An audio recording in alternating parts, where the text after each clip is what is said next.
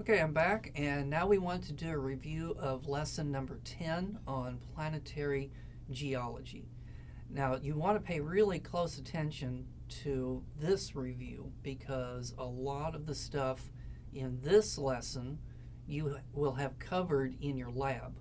And so that means that some of this is going to be on your laboratory exam, and you don't necessarily need to know it for the lecture exam. So pay close attention.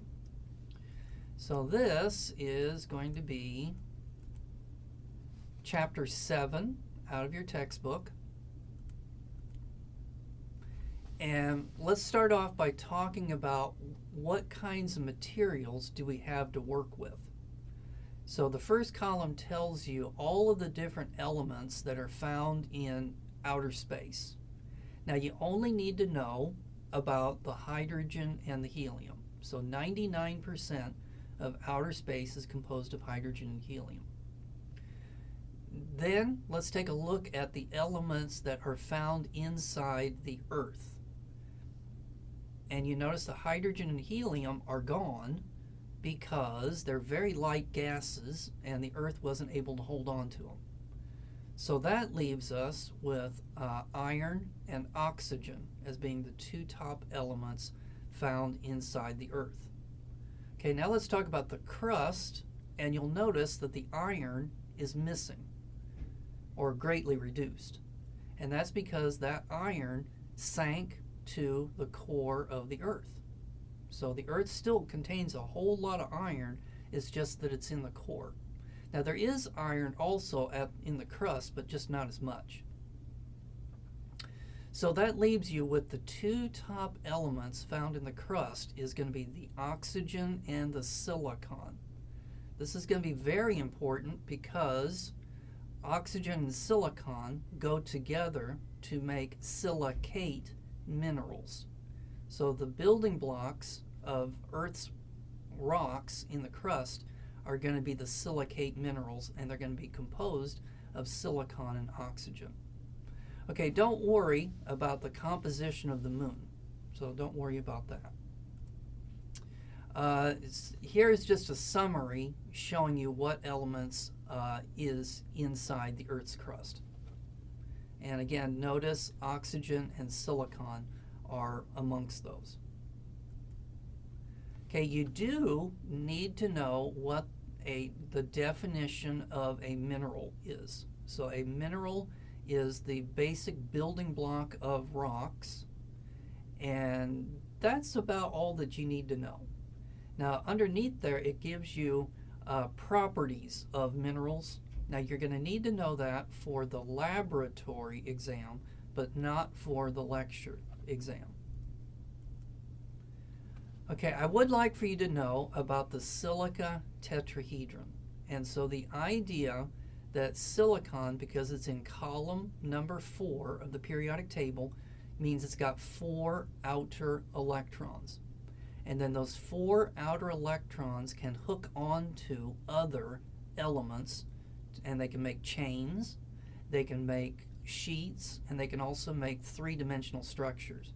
So this is why silicon is so very important.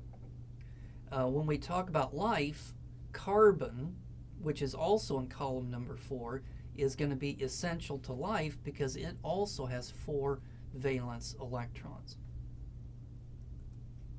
So what can you do with these silica tetrahedrons? Well, they can be glued together individually, and then that makes the mineral olivine. You don't need to know about the mineral olivine. It does make up the mantle of the Earth. So it's a very dense mineral, and that's its formula, but you don't need to know the formula. But I'm just showing you how these silica tetrahedrons can be put together. In this picture you can see that they can also be put into chains. They can also be, 2 chains can be glued together to make that, and then you can also make a sheet of these chains, and then you can make 3-dimensional structures. So you don't need to know the names of any of those minerals, and you don't need to know the chemical structures of any of those minerals. I just want you to see how these silica tetrahedrons go together. Okay, you got to know what an igneous rock is. You need to know what the origin of igneous rocks is. And there's the definition of an igneous rock. You should know, in particular, 2 igneous rocks for the exam. You need to know about basalt, because that's what the ocean floor is composed of. And then you need to know what granite is, because that's what the continents are composed of. But you don't need to know about andesite, and you don't need to know about diorite, and you don't need to know about what minerals are in them, and you don't need to know about the crystal size. So don't worry about any of that. Now you should know what weathering is. So once you've got any kind of rock, could be an igneous rock, could be a metamorphic, could be a sedimentary, any kind of rock can be weathered.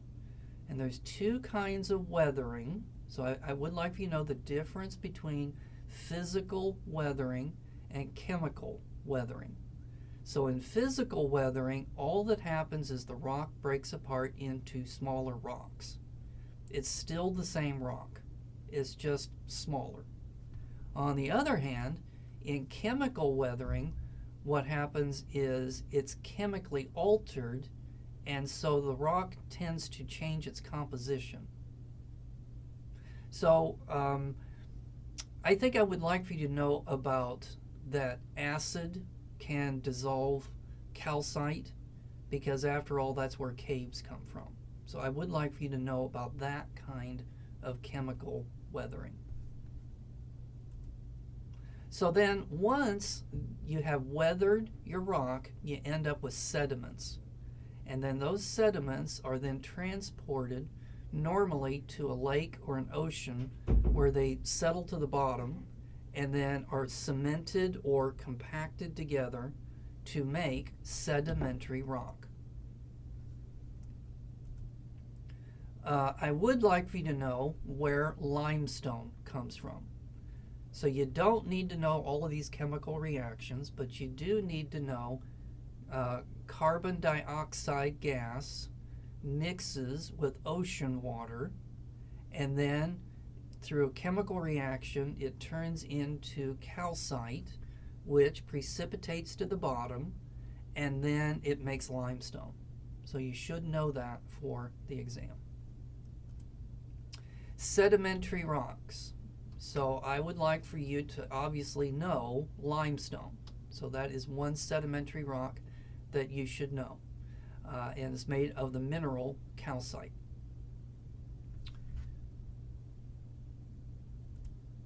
Then you've got your metamorphic rocks. You don't need to know the names of any metamorphic rock, but you should know where metamorphic rocks come from. And remember, if you're giving me the definition, 3 things metamorphosize a rock. So it's going to be heat, pressure, and hot liquids. And then, but you do not want to melt them. So don't give it so much heat that it melts, because when it comes back and resolidifies, it would be a igneous rock.